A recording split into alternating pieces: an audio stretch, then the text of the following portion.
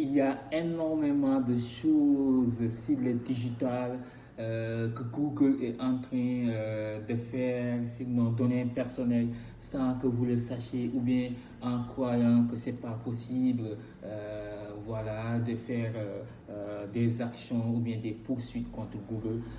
Aujourd'hui, cette vidéo sera pour ça. Écoutez-moi et regardez-moi jusqu'à la fin. Et n'oubliez pas surtout de vous abonner sur mon compte TikTok et sur ma chaîne YouTube.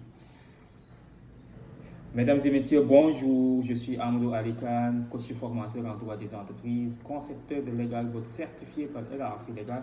ELAFI, c'est un réseau juridique international spécialisé en Legal Tech, siégé à Tunis et à Paris. De 2020 à nos jours, j'ai formé au minimum 150 personnes à créer leur entreprise, donc à gérer leurs affaires avec moins de risques juridiques. Et je continue toujours à former, à accompagner les commerçants et entrepreneurs à gérer leurs affaires avec moins de risques juridiques. Aujourd'hui, on va parler un peu en fait de nos données personnelles que nous croyons être protégées par Google et voilà, alors que derrière tout ça, il y a des choses que nous ne comprenons pas sur les données personnelles que nous avons et chaque jour, nous sommes en train de partager nos données personnelles à Google et que Google garde nos données personnelles pour toute la vie et les partage même peut-être à des institutions ou bien à, je sais pas, à des lobbies sans que nous le sachions. Mesdames et messieurs, chaque jour, nous sommes en train de se connecter sur nos pages Facebook et sans se rappeler qu'un jour peut-être on a eu à échanger, je ne sais pas, à publier un texte vraiment accompagné des images qui sont des images qui ne répondent pas quand même à la moralité ou bien à l'éthique. Et que nous croyons que ces images-là, donc une fois publiées, donc, ou bien une fois que vous supprimez ça sur Facebook, c'est fini.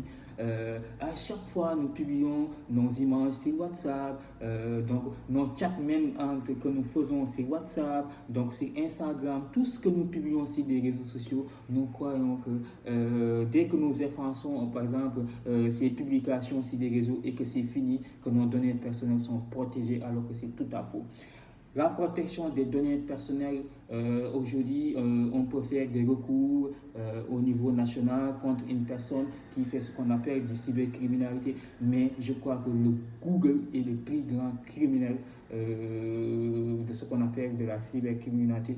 Et vous allez le savoir et vous saurez qu'il est important et il y a des moyens de recourir à ce qu'on appelle le droit à l'effacement ou bien le droit à l'oubli de ce qu'on appelle des données personnelles. Il suffit tout juste de taper sur Google, vous faites Google oublie-moi. Google oublie-moi, vous cliquez sur Google oublie-moi, vous verrez en fait la procédure qu'il faut pour faire ce qu'on appelle le droit à l'effacement des données personnelles ou bien le droit à l'oubli des données personnelles que Google a gardé dans ses plateformes ou bien dans son réseau.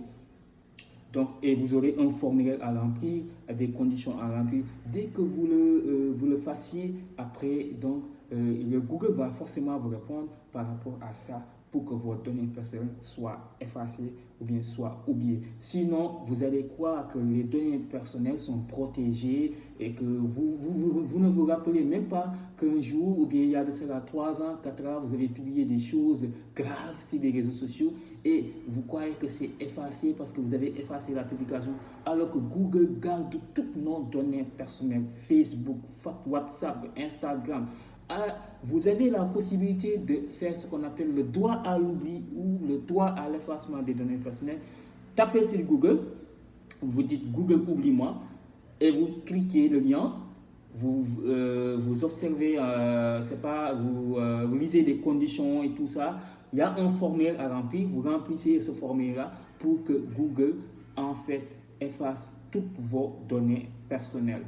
Et il est important de savoir de quoi publier, de quoi en fait dire sur les réseaux sociaux. Et parce qu'à mon niveau, je suis dans le digital depuis plus de 3 ans, 4 ans comme ça, et étant comme expert en legal tech, étant aussi comme un juriste digital parce que je publie régulièrement des contenus juridiques sur les réseaux sociaux, sur TikTok, sur YouTube. Et je travaille beaucoup sur la protection des données personnelles. Je travaille beaucoup aujourd'hui sur le Legal Tech. Et c'est pour cela que j'ai tous les conseils qui sont possibles donc pour protéger les données personnelles des personnes qui publient sur les réseaux sociaux régulièrement. Je le fais et je le ferai.